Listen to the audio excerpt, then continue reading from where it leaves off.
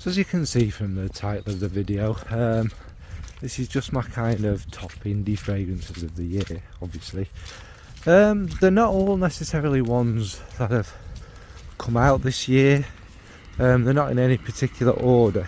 There might be ones I've revisited or smelt for the first time this year, which you know can happen, can't it? So yeah, it's pretty self-explanatory, and I think we know of a deep love of indie fragrances with the way, you know, the fragrance world is going, and the just complete lack of creativity and taking a risk or making something interesting, or not all being following the same AI trend that seems to be the thing nowadays for bigger brands. It's just brings back that art and fun and unique personal experience with fragrances, I think. Anyway, that's enough waffle with that, and I'll just crack on. So like I say, no particular order, and first up is Michael Anthony Perfumes, which is it's from my homeland of Derbyshire, a beautiful part of the world, and you can see what that might inspire in fragrances. And the one I've gone for is Peto. Now this one is a kind of, it's a fruity-ish one. It's, you know, it's got lots of bright kind of sweet flowers. There's mimosa, there's kind of this, in my mind, chewing on peach blossom, there's black currant. So it's like this dark fruity floral. It's not a fruity floral, but it's got that kind of, you know, feel. And it's got kind of elegant touch to it. It's not too heavy, it's not too sweet. It's just a beautiful floral fruity fragrance without being, it is definitely not some generic designer. It's got this it's like being there. It's like walking in the summer in Italy, and you know, you've got all these dark fruits, lovely black currant bushes. You're just picking them off and eating them. You're taking the flowers off the trees and eating them. It's got a nice edge of greenness in there. It's a beautiful one. So that's Michael Anthony Perfumes and Pate. Then from the fantastic Fab Trends Mia, we have a perfume called Pendragon's Heart, and the brand is Mirads, and this was done in collaboration with Miguel Matos, so we know what this is like. Come on, it's good. It's basically tobacco, lots of levels of tobacco. There's a kind of golden one, there's a crisp one. There's also in the beginning some like an orangey feel, and there's a fresh lavender going through it. So it's not your one of these awful sticky sweet tobacco things, although there is a kind of, oh, look at that, all flooded. There's a level of kind of natural sweetness in there, but it's, yeah, it's mainly about the dark tobacco, the rich tobacco, the dry tobacco. It's got a nice smokiness, resinous base. It's a fantastic fragrance, and it's tobacco as it could be done. It's not the easiest fragrance in the world, I'd say. It is a bit challenging, but at the same time, it's not ridiculously, you know, hard to get. But yeah, I think it's one you would slowly fall in love with. So that's Mirads Pendragon's Heart. Next is one, again, it's on my list, is Flame and Fortune from Sarah Baker Perfumes. Now this is one that she perfumed herself, and this is magnificent. This is tuberose orange blossom. Kind of, it has an almost lipsticky kiss feel about it. There is a touch of iris in there, but it's not that giving it, and it's like you've been drinking flaming liqueurs, and it has this slight boozy touch, has the kind of, obviously the burning more than smoking kind of flowers. It's not your everyday tuberose, it's something completely different. And I think the way the orange blossom gives it this dark orange kind of feel, and it dries down like with a lot more musks, but still with that kind of floral magic that tuberose has. It's just if you're looking for a very unique tuberose and you're not necessarily a tuberose lover, I think this one is spot on. So that's Flame and Fortune from Sarah Baker. Next is Nancy Meiland, Aquilaria, we'll just call it that, right? And this is, obviously it's kind of based around the kind of agarwood kind of thing, and it's actually, I mean, that sets the base for it all, but it's rose and black tea mainly. There's a bit of spice, bit of pepper in there, and the rose is kind of this beautiful, sweet, hypnotic kind of, sometimes even a little powdery, jammy, a little sharp even in points, and it mixes with the black tea, which gives it this kind of ethereal, calm elevation. And the woods in the bottom are quite, you know, I never know how to describe them. I always want to say like ebony or woody in my mind, but you know what I mean, where they smell like clean dark woods, and there's like a beautiful labdamen which kind of forms another one of the spines in it, and it's just a kind of gorgeous, very unique, very different kind of lifted, calm rose oud. It's like a twist on it, and the agarwood just has this beautiful woody, not nutty, but you know what I mean when you want to describe it that way, that feel in it. It's a magnificent fragrance. So that's Aquilaria from Nancy May.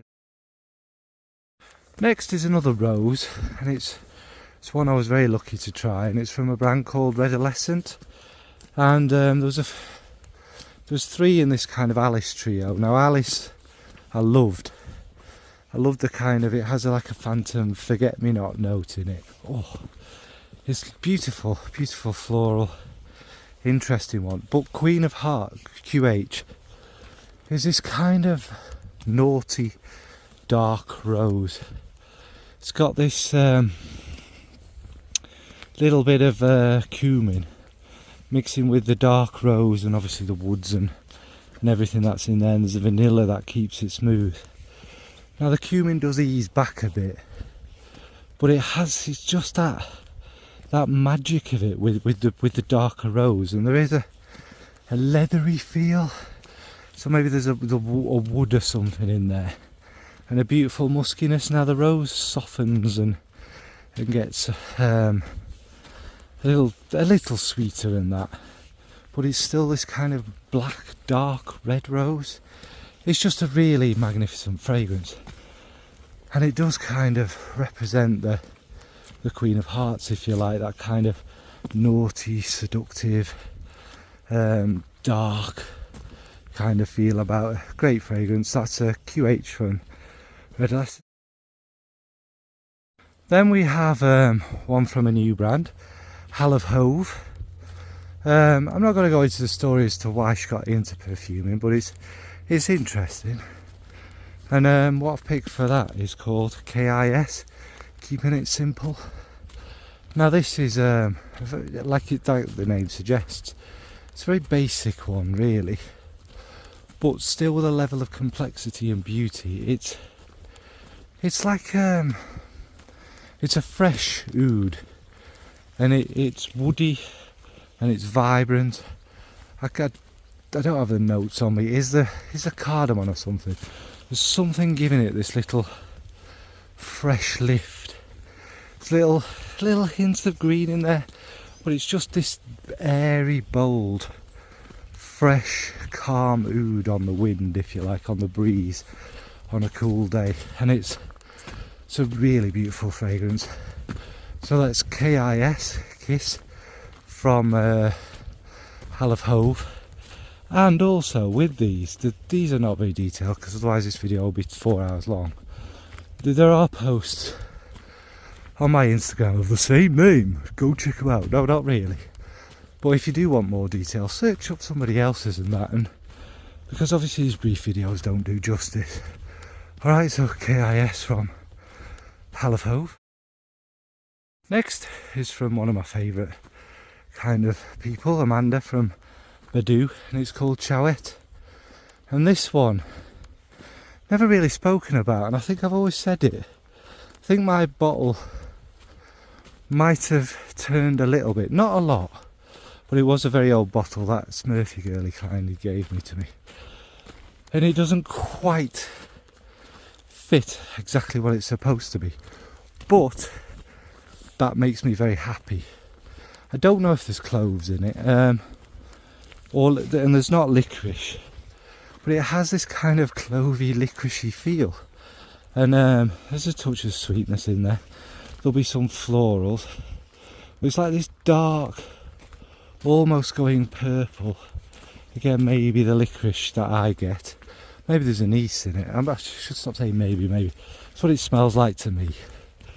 And yeah, it's just this sweet, pleasant, dark, smooth, beautiful to wear, easy fragrance.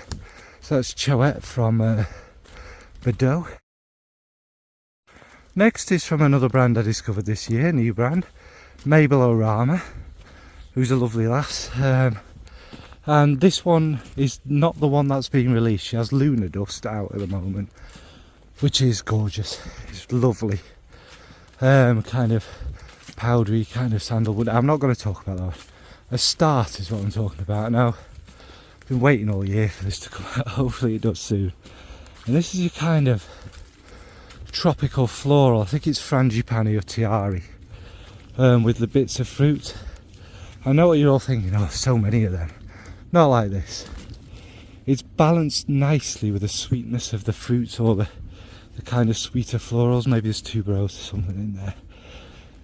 And it just transports you to a tropical island. There's like apricot-y pear drops feel through it, which just makes it mouth-watering and delicious. And also you get an ice in the base with the woods. There's a hint of oak moss, which makes you imagine, like if you've been to Wales, like a Welsh beach, which has got all moss growing over it. It looks very grim and what have you. But imagine a Welsh beach that was more tropical. So you still got all this greenery around it, all this ruggedness, but it's got this tropical sweetness in the air from the flowers and the fruits. It's a magnificent fragrance. Might be what like parts of New Zealand look like, I don't know, I've never been there. So yeah, anyway, that's a start from Mabelle. Next is from, well, I mentioned Smurfygurly before, from Smurfygurly and Sarah from 4160 Tuesdays, and that's Hush Hush. Now this is, I've got the EDT, and this is kind of a nod back to them sweet shops we used to get back when we were kids, where you could buy the little chocolate cigarettes in proper packets and stuff, whether in paper, whether the paper was edible or not, we ate it. And it also has a bit of a smell of the bottom of a cigarette packet. I know these things are from long ago and maybe nobody remembers them anymore, but the smell of a just opened or an empty cigarette packet is magical. You can't really describe it. It's just the dry tobacco, I suppose, and whatever noxious chemicals they put in it, but it just smells beautiful and fresh and takes you back there. And it's also got mixed in there like old-fashioned sweets. Like I get a little bit of a Locket cough sweet feel, like a honey and lemon kind of thing in the opening, and then it's also sort of transforms with more of the oricey kind of powderiness and the floralness, if you like, which gives it that kind of flapper nod. It's a brilliant fragrance. That's Hush Hush from 4160 Tuesdays and Smurfygurly. Next is from Karen Timpson Fine Fragrances, and that's called Moon Palace. Now this one is one of them, again going back to the kind of tropical styles. This has big white florals, big frangipani, big jasmine, a big beautiful sumptuous almost fruity ylang kind of sunshine about it, and all these kind of florals mixed together to kind of take you to this. I imagine Moon Palace, you can kind of see this high up thing over the tropics, looking at these beautiful endless, you know, beaches and sunshine and things like that, and it just has that. Obviously there's in the base your woody musks and stuff, but it's just tropical, bright, fine, sweet, fruity-ish kind of florals. It's an absolutely beautiful fragrance. Again, takes you to the sunshine. What more can you want? So that's Karen Timpson and Moon Palace. And next we have one called Èlan Vital from To the Fairest. I think I bought this year actually. I may have discovered it last year, but it's basically this kind of dark foresty slash pharmacy kind of fragrance. You know what I mean? It's got that kind of them aromatic licoricey dark lavender notes in this kind of mysterious dark wooded forest where all these things might grow, and it's magnificent. Obviously it's very elegant and classy, but that greenness takes you to these kind of dark, peaceful, you know, a walk through a summer's forest at night, that kind of thing. Not quite a spooky one, but yeah, it's just lovely. I've spoke about it so much. It's Èlan Vital from To the Fairest London. Next is one of my more recent buys, and that's Citrus from Olfactive. You wouldn't normally have put this up there for me, but do you know what? I really enjoyed it. That's the noise, you can't see them. The Royal Air Force there of men playing with planes. Hang on, I'll see if I can get it for you. Yeah, remote control, grown men. But yeah, anyway, Citrus. Yeah, it's a bright one. But it's not your citrus kind of boring, tedious one. It's citrus with a champagne in it, which adds a bit of sharpness with the citrus. There's a citrusy zest. It's fresh, it's bright, it's one you'd probably want on a warm day. And it's from there's something a little bit kind of creamy in there with the citrus, which makes it rather bloody lovely as well. And then it kind of dries down, woody vetiver, but the citrus zest goes through it, and that fizz from the champagne kind of lingers on as well. It's very nice, very refreshing is what I call it. A sparkling, kind of hint of creamy, smooth citrus. It's lovely. So that's Citrus from Olfactive.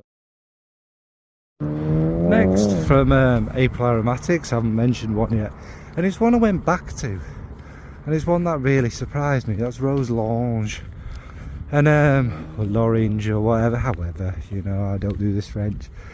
But when I first tried it, it was just too sharp for me. It was too much, too kind of green and sharp mixing with a rose. Now obviously when I've gone back to it, it's not like that at all. Whether that's the fragrance changing, me changing, the right situation and mood. Then when I was trying it last year, I don't know, but it's see, the problem for me is obviously neroli and rose generally, but the rose seems deeper and sweeter, and it's not neroli really now. There's still a bit of that there, still a bit of the sharp green fresh edge. It was actually the orange blossom, the warm, rich, beautiful, voluptuous orange blossom mixing with a rose, and actually I really like it. And again, I picked this one for the reason that we change, our noses change, maybe the fragrances change, and it's always important to go back to things, really, isn't it?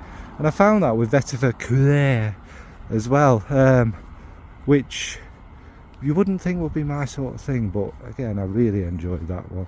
So that's Rose L'Orange from April Aromatics. And finally we have I'll probably save my favourite till last. It's just one that I absolutely love, and that is Pitching Woo from One Way Bridge, which, as we know, are one of my favourite brands, but she does keep outdoing herself. Yeah, you might slow down, you bastard. Which is it's basically, it's hard to describe. It's like a float, you know, like ice cream in pop. It does have a little bit of a minty freshness without there being mint, I think, and it has this rich, slight peachy ice cream there. And yeah, you're on camera speeding mush.